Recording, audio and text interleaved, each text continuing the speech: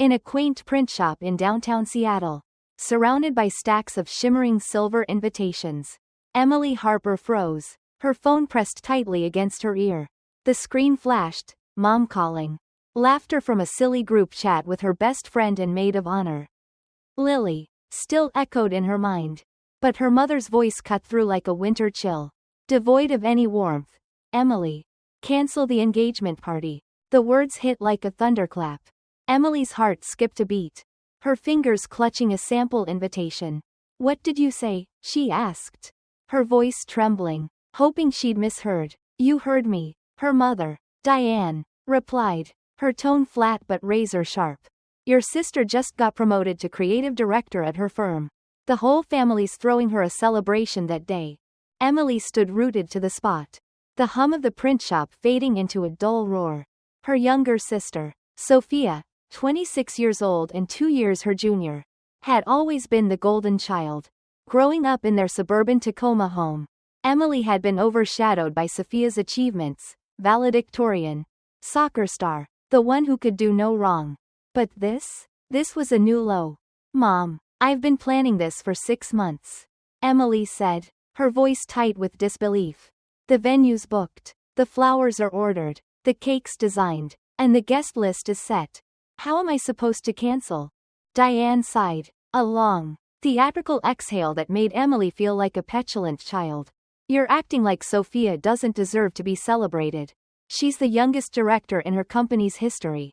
Emily, it's a huge milestone. You can reschedule, can't you?" Emily gripped her phone, her knuckles whitening. "Reschedule how, Mom? The invitations are printed. They're in my hands right now."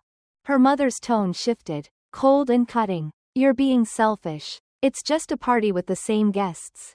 Just a different reason. Why does it always have to be Emily's moment?" The words landed like a punch to the gut, dragging up childhood memories. Sophia's smarter. Sophia's kinder. Why can't you be more like your sister? Emily swallowed hard, forcing calm into her voice. "Mom, I'm not canceling. This is my engagement party.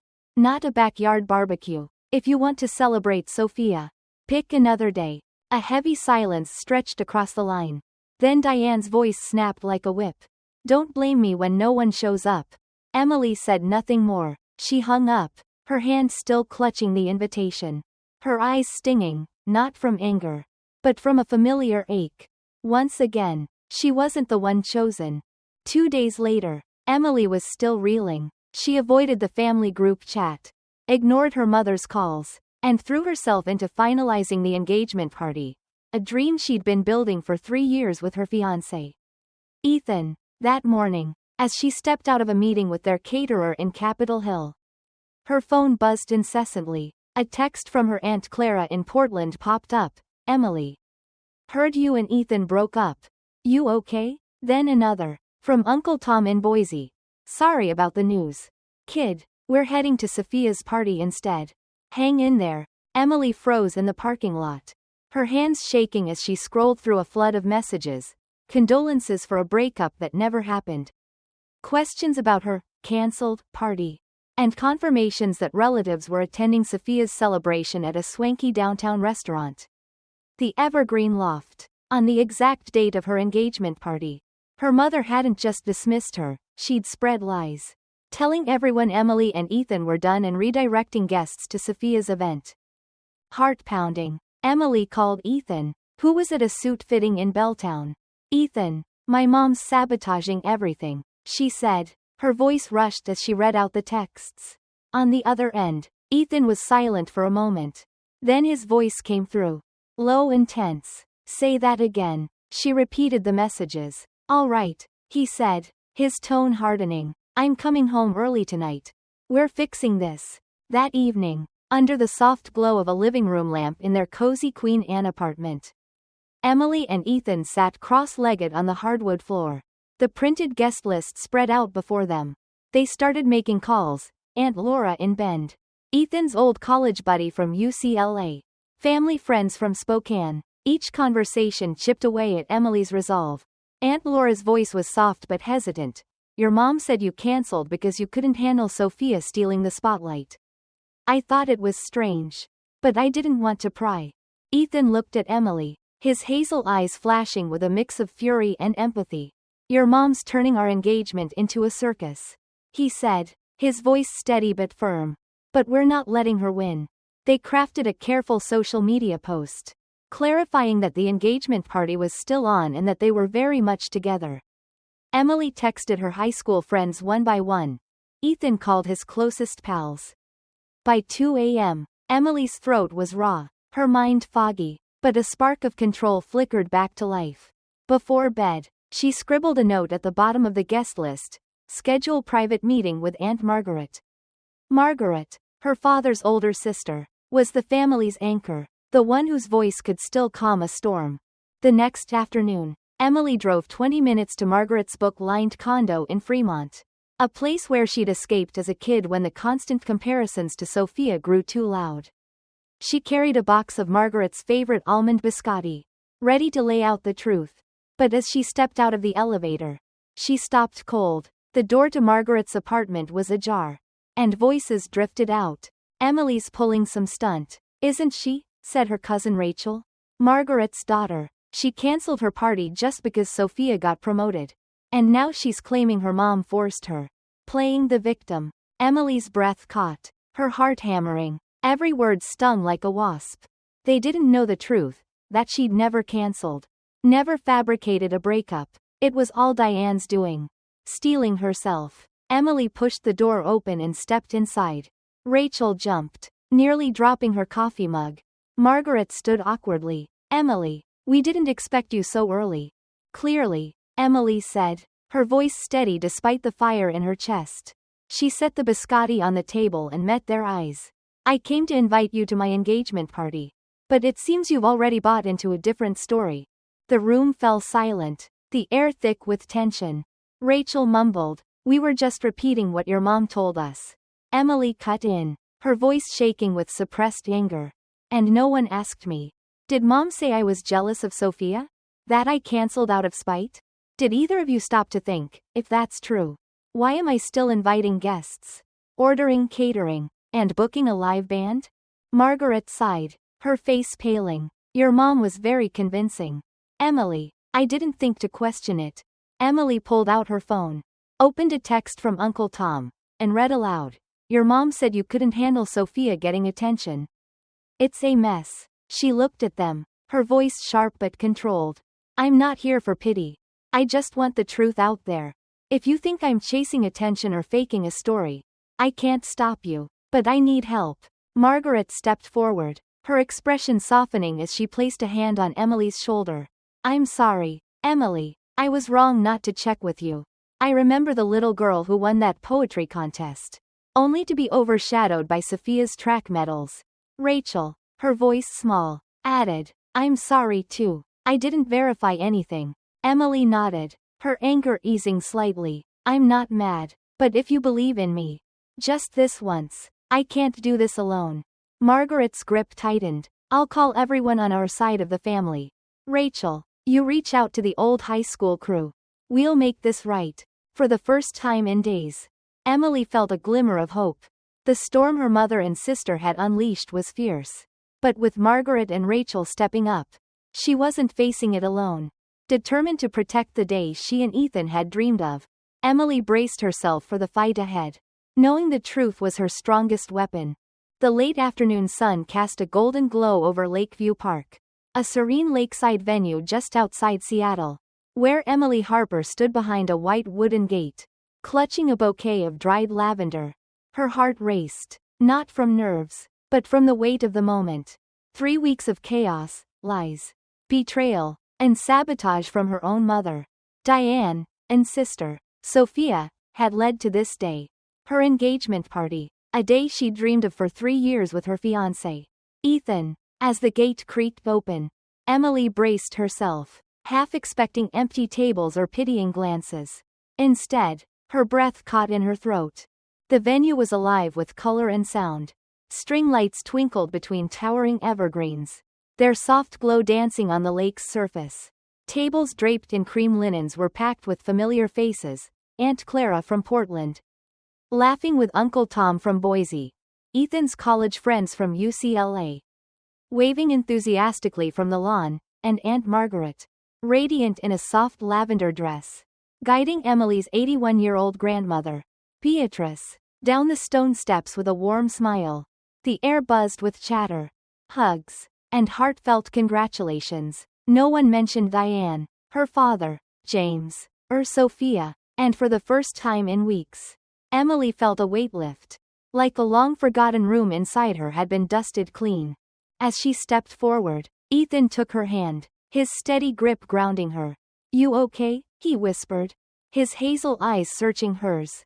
She nodded, a small smile breaking through. "Better than okay." The crowd parted, and one by one, guests approached, their words soft but powerful. "Don't let anyone steal this moment," Aunt Clara murmured, squeezing her arm. "You deserve this, Emily," Uncle Tom added, his voice gruff with emotion. "We know what really happened." Their support wrapped around her like a warm blanket, shielding her from the storm her family had unleashed. The celebration was simple but breathtaking.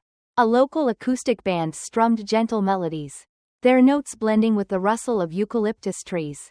The lake reflected the sunset, a living canvas of gold and pink.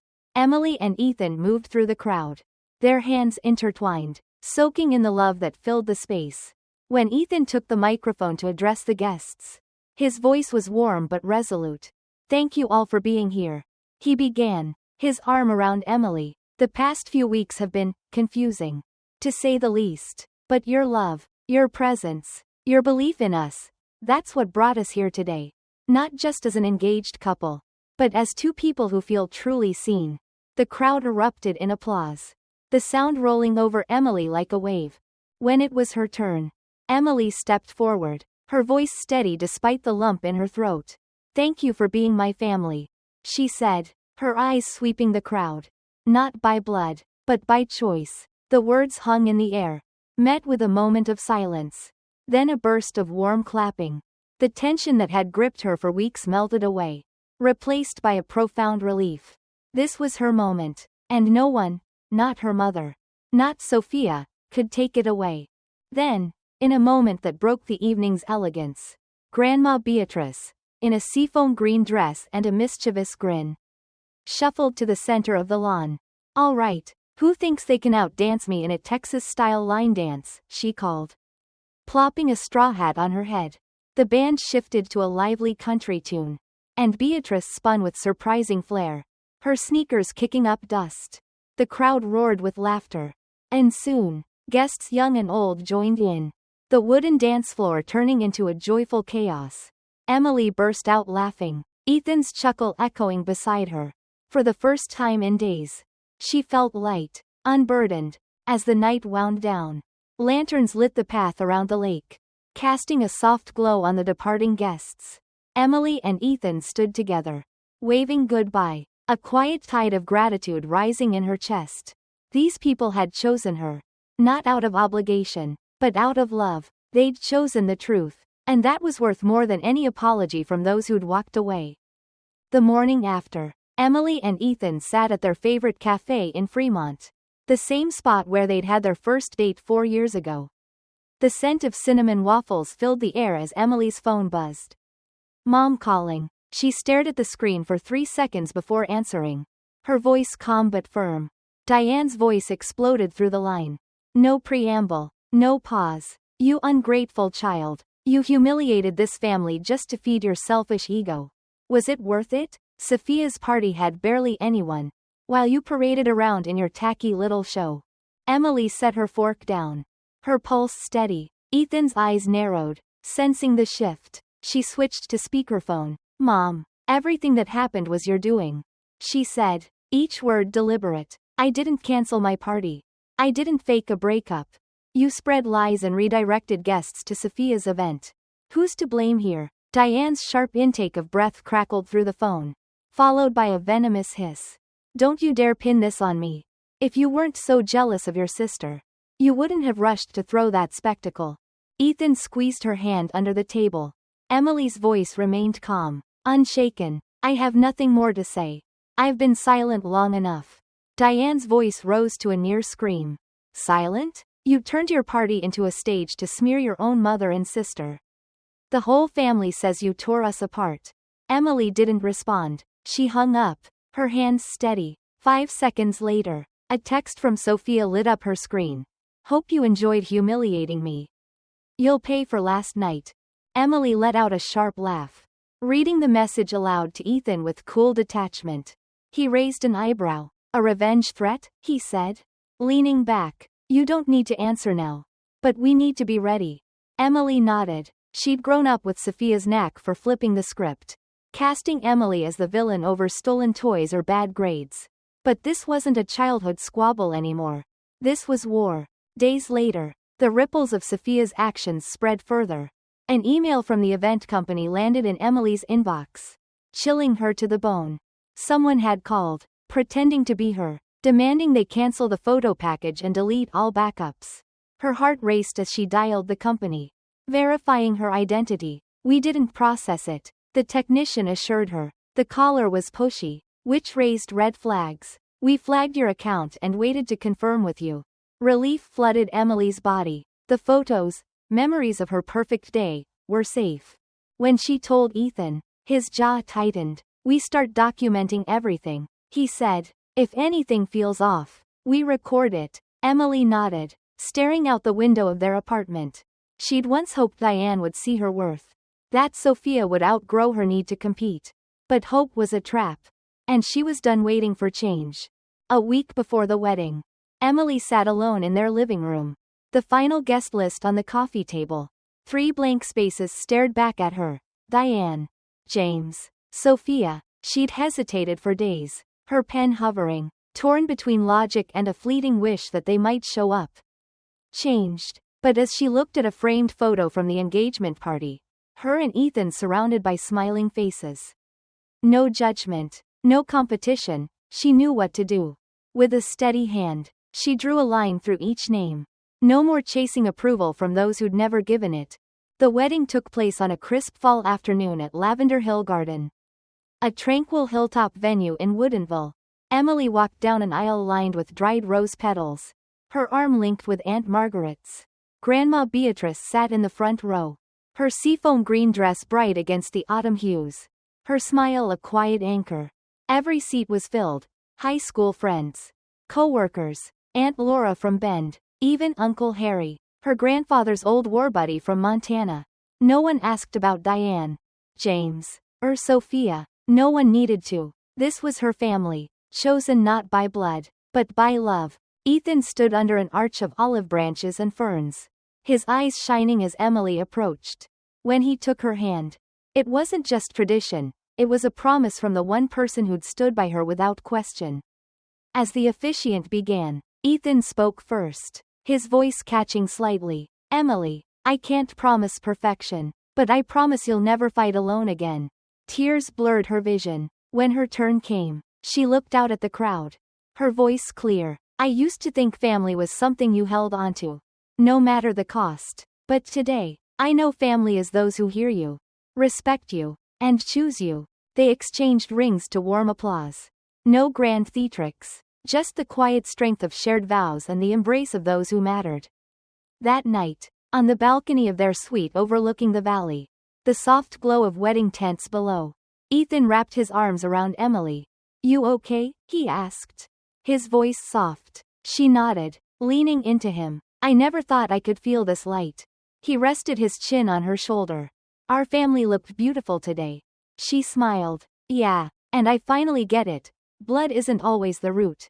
Sometimes, you have to replant. The next morning, as they packed for a short honeymoon in the San Juan Islands, Emily's phone buzzed. Messages from Diane, James, and an anonymous email with Sophia's name attached. She didn't open them. She silenced her phone, not out of anger, but because she no longer needed their words. She had her family now, built on respect, love, and truth. Meanwhile, Sophia's actions caught up with her. At her high-profile media firm in Seattle, an internal review was launched after complaints about her conduct. Whispers circulated that her obsession with undermining Emily had bled into her work, costing her focus and credibility. A leaked email confirmed her suspension and transfer to a low-profile digital team. A far cry from her creative director role. An anonymous post on the company's confession board described a young team leader obsessed with attention and jealousy, and though no names were mentioned, everyone knew Sophia's star was fading, not because of Emily, but because she'd spent her energy tearing others down instead of building herself up. Emily didn't feel triumphant. She felt free. Her story wasn't about revenge, it was about reclaiming her voice, her joy, and her right to define family on her terms. In a world of expectations and toxic ties, she'd chosen peace, proving that sometimes, the bravest act is walking away from those who refuse to see you.